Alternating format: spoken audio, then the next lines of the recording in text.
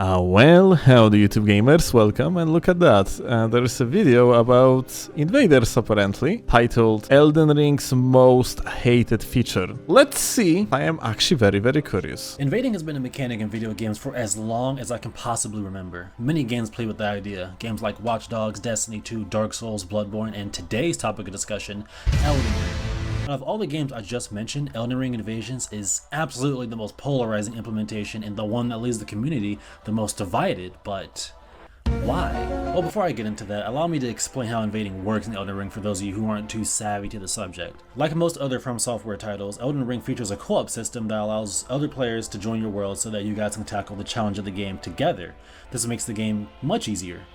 Like, much easier, but at a cost. Anytime a fellow Tarnished joins your world, you are automatically at risk to be invaded by other players. As an invader, the one and only goal that you have is to kill the host. If you do that, you win, your opponent loses all their progress and have to start from the last checkpoint. Now, you can imagine why that's a frustrating system for some people, which brings me to my first talking point. Yeah, I don't know, honestly, myself, why the hell people are so upset about an idea of an invader, because let me actually say it like that. From my perspective, invasion system is like absolutely goated idea. You have a player-driven boss in your world, basically, yeah? You have another player that is hunting you down. From my perspective, it is actually incredibly cool. It's like you would have a random event in the video game, but this random event is controlled by another player, which in my eyes is just way more tasteful and way cooler than, let's say, I don't know, some sort of the random boss appearing, like Skyrim, let's say, yeah? In Skyrim, you have a chance to be raided by a dragon, yeah? And the dragon usually just flies in, there is a pompatic music playing, you just kill it, GG. In case of invasions, that dragon might be different every single time and not going to stand there just like receiving damage without a second thought, because instead of AI controlled, it is actually player controlled. So therefore, you're gonna end up with way more interesting encounter at the end of the day, and having an invader, a decent invader in your world, is going to be most likely a memorable experience. It doesn't have to be a good experience, mind you, yeah? Like, for example, someone might be an asshole to you, but this is also some sort of experience that is enriching the gameplay nonetheless. So I would say I don't see anything wrong with invasions. If anything, I think invasions are super cool, and I personally, when I played through the game, I always ran taunter stonk or like the right fingers in the previous games, because I think invaders is just a cool addition to the game, as simple as that. I believe that it could be argued that Elden Ring is From Software's most accessible game, given the changes such as the transition to open world that allows you to explore other regions if one particular one is giving you trouble, the introduction of the Mimic tier, which is the most busted NPC summon of all time, and the fact that you are given the first co-op item in the game within the first 10 minutes of playing. All of this makes the game much easier than previous entries, which invites a much larger... Wait, right, it's actually a good point. I didn't think of it.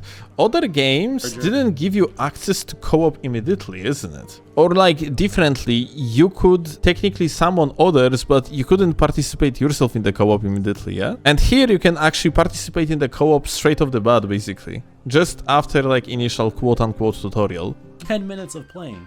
All of this makes the game much easier than previous entries, which invites a much larger and a much more casual audience. A lot of these people don't really care about difficulty or overcoming a massive hurdle. They just want to have a chill time on the game, and that is where the Division comes in. If you're a longtime From Software fan like myself, then you know that these games are not very welcoming. Games like Dark Souls 3 force you to fight Dex? I never really knew how to pronounce this guy's name. Hold on, let me look it up really quickly. Gundyr? Wait, no. Udex Gundyr. Oh, I was right. Huh. The more you know. Anyways, games like Dark Souls 3 force you to fight Udex Gundyr before you can do anything in the game, which to vets like us isn't really that bad, but to a newbie, that's like prime Mike Tyson fighting a malnourished middle schooler. Bloodborne pits you into Central Yharnam as the starting area of the game, which I believe could be argued to be one of the most challenging starting areas in From Software's entire catalog. I mean, think about it. You got the Lycans, you got the angry crowd of Yharnamites, especially the one with the torches that'd be like... Jesus Christ, this jump scare. But yeah, I guess like I understand his point, yeah? Other games had a higher entry point than Elden Ring. I guess that makes sense, yeah? Skill check in Elden Ring, which is 3 Sentinel in like at the entry of the Limgrave, is actually optional, yeah? You don't have to fight it. You can just skip it. You can just go away. You can go around. You can sneak next to it and it's not going to see you. I guess that makes sense actually. Get me started on Father Motherfucking Gascoigne. You better stop! Stop! Or how about Sekiro, which doesn't have multiplayer or NPC summons, which means if you're stuck on a boss, unless you get good, you're fucked. All of that to say, us From Software vets are used to getting psychologically tormented and developing Stockholm Syndrome. As a vet, hearing people say they want to have a chill time on a FromSoft game can be like a military veteran hearing a private say they want to take it easy during boot camp. It's like no, you gotta get out the mud the way I did. Is this a toxic way of thinking? Yes. Do I happen to think like this just a little bit? Also yes. But From Software knows that co-op would trivialize the game, which is why they added Invasions to begin with, because let's be honest, FromSoft didn't really design the game to be played with 2+ people. Most of the enemies' AI isn't designed to be attacked from the back while they're facing the other way. Yes, they have double HP, but when your partner is a level 175 wizard using Comet Azure, that doesn't really matter too much, does it?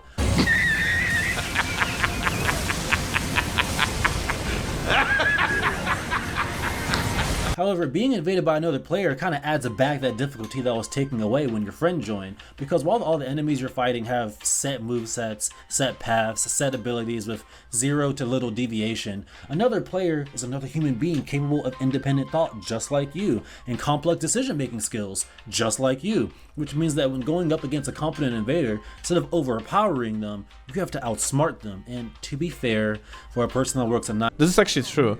The difference between PvP and PvE and why PvP always going to have much higher skill ceiling and also like a skill floor than any sort of the PvE experience is because PvE is AI driven, in the meaning that they have particular choices that they are limited to. They are going to do them repetitively. They are going to do them within certain constraints, and well, underplayer doesn't have these constraints. 9 to 5, has a wife, kids, and a few hours to play a week, if even that. Such an experience can be a bit daunting in all honesty. When there are games out there such as Helldivers that allow you to play with friends without getting bent over in doggy style, it makes you wonder why even add this annoying system into the game, which, I mean, I understand. But that's only one reason as to why people dislike the idea of invasions. Another reason I've seen as to why people hate invaders is because as to why they believe that, let's take a look at the rewards that you get for a successful invasion. I mean, okay, so when I am going through the game and I do some sort of the Counter-Strong driven playthrough, yeah, where I actually do not use regular PvP build, like I'm going through the PvE and so on, I wholeheartedly welcome addition of Source of Rune Arcs, because Rune Arcs indeed, well, they are quite strong, yeah, as they are very helpful basically, as having like Source of Rune Arcs and just being able to use that Godric Great Rune is truly a game changer. Like 40 fucking free levels, yeah, like when you are going through the game and leveling up, it actually is extremely helpful. Yeah, it's a single rune arc, so basically nothing. Yeah, you really get nothing. No stats, no rank, no leaderboard. If you invade, you're really just doing it for the love of the game. Alfred said it best, actually. Some men just want to watch the world burn. But in truth, as someone who spent countless hours doing Elden Ring Invasions, there's admittedly a sinister pleasure in being the obstacle in someone else's path. It's like a power fantasy that makes you feel like a Tarnish hunter. It's almost as if you're the next boss that someone has to fight, and being triumphant in a moment like that it's an enjoyable time. There's very few video game experiences that are like it. Admittedly, such a thought process is a bit toxic by wanting to deliberately stunt someone's progress for really no reason or reward, if we're gonna be completely real. This is without mentioning the behavior that some invaders will... But yeah, this is actually wrong too. Like, I mean, or differently. I don't know. I am pretty sure there are type of people that invade with the genuine idea of stopping someone's progress. But I personally invade just because it is fun to fight against odds, basically, yeah? It's fun to face three players chasing you down and attempt to like outsmart them, outplay them. I think there is just a joy in it, a pure joy, and stopping the progress of a guy that goes through the game is the last thing that I think about when I'm invading. I don't fucking care. In fact, usually, Elden Ring is structured in the way, it works in the way, so usually you're gonna invade someone that is literally next to the fog gate anyway. So if they decide to fight you instead of going through that fog gate, which would boot me out of the game immediately, yeah? It means they just turn into gankers. It is usually the thing. It's usually, you're not usually an obstacle. Usually, it's the host and his squad that decides. They actually choose chasing you down and attempts to kill you rather than progressing through the game. So I don't really find invasions to be like very toxic, yeah? They can be, sure, but in the way how like invasions are structured, in the way how they works in Elden Ring, I think it's almost always the case of just the host deciding that they want to partake in PvP and hunt down Invader. Actually, it's pretty funny, but in vast majority of cases, Invader is not a hunter. He's not coming there to hunt down the host or like his squad. He's not stronger than them. He's not the superior in the room, at least from the statistical point of view or like advantages point of view. It's quite opposed. Invader is a prey that straight up can fight back, and usually just to fight back, the prey has to be much more skilled than the other three. And this is actually pretty cool concept. This is why I think like Elden Ring Invasions are pretty fun, because you genuinely have to be a better player to outplay them. And sometimes even that is not enough because of Elden Ring's balance and the way how like Ashes of War works and how like Blender works. Well, I guess this is a topic for another time. I think Elden Ring Invasions are extremely mild when it comes to toxicity in comparison to, let's say, Dark Souls 2, where you can invade someone that has half of his HP because like they are fully hollowed, yeah? So like they only have 50% of their normal HP pool and they still can get invaded. I think Elden Ring is honestly not very toxic in comparison, like not at all. Well, invasions wise, that is. Engage in such as not limited to excessive teabagging, mean messages, killing someone as they're fighting a world boss, dropping dunk pots on their corpse, and if all of that wasn't enough, guard spamming over your dead body.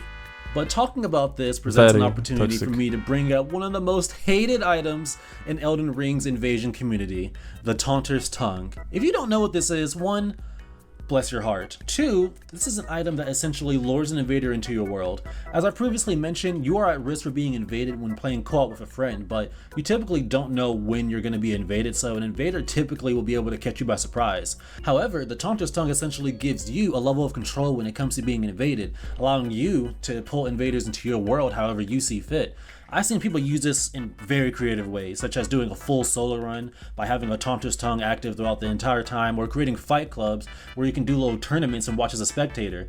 But the way that most people will utilize the Taunter's Tongue is by partaking in a very, very controversial form of PvP known as ganking.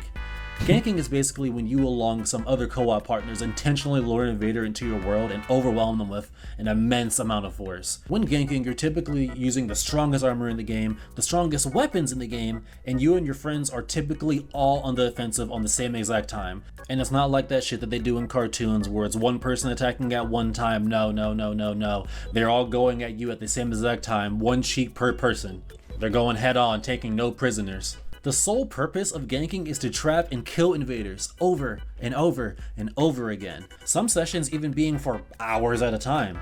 And ganking is performed by players for a few reasons. One such... Wait. That's actually... I'm sorry. Like, I'm gonna stop it here for a second because that is an interesting question. Are you not stronger if you are prepared for PvP and they are not? Obviously, this doesn't apply to everyone, but it definitely happens, Kek. No, you are not.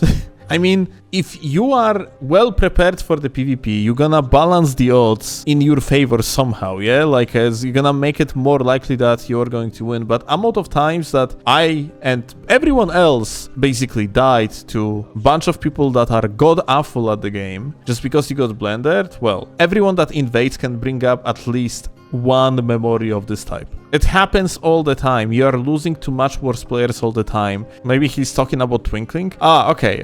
I'm not talking about Twinkling because Twinkling, that is invading at low level. And let's say like bringing, I don't know, rot pods against hosts that literally die in one rot pod throw and so on. I think it is just a bad game design. I do not partake in it. And From Software clearly try to balance this shit out, but they are not doing very good job. So like, I don't take Twinkling into consideration because Twinkling is just not something that I would do. If I would want to do low level PvP, I would just do it on completely legit character. But that being said, let's make it clear, even if you are Twinkling, you can still invade a host with downscaled to phantoms that normally would be on level 713. And downscaling in this game, there is actually a very good video that we are not going to watch, but Rust Bucket released a video about downscaling recently, this one, yeah? This video shows you how broken downscaling can be and how unfair. So yeah, if skilled invader is going to invade bunch of absolute bozos, well, invader is going to win, as simple as that. And honestly, they fucking should. Like, they should win. You should be rewarded for being better. Even though I absolutely understand that vast majority of hosts are so bad at the game that they need artificial help, and they get it. That's why they have much more flasks. That's why they have hunters that can always come with the help, even though your initial squad might be partially wiped out. That's why you have over-leveled phantoms. It's absolutely fine. The host is getting advantage. Like, this is how that system is designed. It's fine. I don't have problem with that, frankly. I have a problem though with, for example, like the guy in the video talking about the taunter song, and I have a problem with people that deliberately abuse the system, similarly how Twinks are abusing it in order to get easy victory with like one throw of the rot pot, yeah? This similarly shitty behavior are like gankers just abusing taunter song by just luring invaders with the taunter song and then closing off connection, yeah? If taunter song couldn't be turned off at any given moment, it would be fine. But, you know, it's basically what I'm saying is that if Thunderstone would be working like a dried fingers from the previous games. But it's not. It's like, I would say that Thunderstone is a little bit of too much of step towards like helping hosts. Because it's not really a tool that helps hosts that are clueless. No, it's more like it's tool of griefing. Yeah, it's tool for griefers. It doesn't really have any other use, honestly, if you think about it. Like, being able to turn it off is just too much. Being revenge. As I mentioned earlier, and the whole reason I'm making this video, people don't really like being invaded. Perhaps invaders ruin your night several times or cause you to lose a massive amount of runes on multiple occasions. You want payback, but maybe you're not the best PvP player. Well, now you and a couple of other tarnished can unleash the pain on invaders that they have dealt to you. Some see this as a noble form of protection by keeping players from being invaded and taking the brunt of invaders themselves, and hopefully making them rage quit, reducing the overall invader population. Some people do it for the same exact reason that other invaders invade. Hey Alfred, do me that favor, say that shit one more time for me, alright? Some men just want to watch the world burn. Appreciate that, my man, dap me up. Now, here's the point where you could say that there may be some hypocrisy here from the invaded, because if invading is considered toxic since you're ruining the fun of other players, you could say the same thing about ganking, given the main and only point to do it is to ruin the fun of the invader. But the thing is that some people are aware of that, and they don't care, since their rage of invaders is so massive that they're okay with being the villain if it means they get to cause them a little bit of pain. A common point made by invaders is that it's a mechanic in the game. If From Software didn't want us to do it, then they wouldn't have added it as a mechanic. But you could also say the same exact thing about the Taunter's Tongue. My only advice to any fellow invaders out there that happen to run into a gank, just leave. Ganks are specifically curated to make sure that you get fucked. Unless you're Ouroboros or Chase the Bro here, the chances of you actually winning an engagement like this are very slim. There's no shame in tactical retreat. Sometimes you just gotta run away from your problems. Well, that's not always the best thing to do. It works sometimes, and these times are such times. Let's move on to our next. You know what's actually pretty funny? Like, about him mentioning both Ouroboros and Chase? The fact that those are like two tryhards that deliberately do not engage in in gang squads and they actually leave. Well, that's not always the best thing to do. Let's move on to our next and final point. Well, this is awkward. Unfortunately, Gamer used copyrighted music in the last segment of his video, so even though I had quite interesting back and forth with his argumentation over there, well, it unfortunately cannot be used. If you want, you can finish the video on your own, so link is in the description, and I thank you a lot for watching. See ya.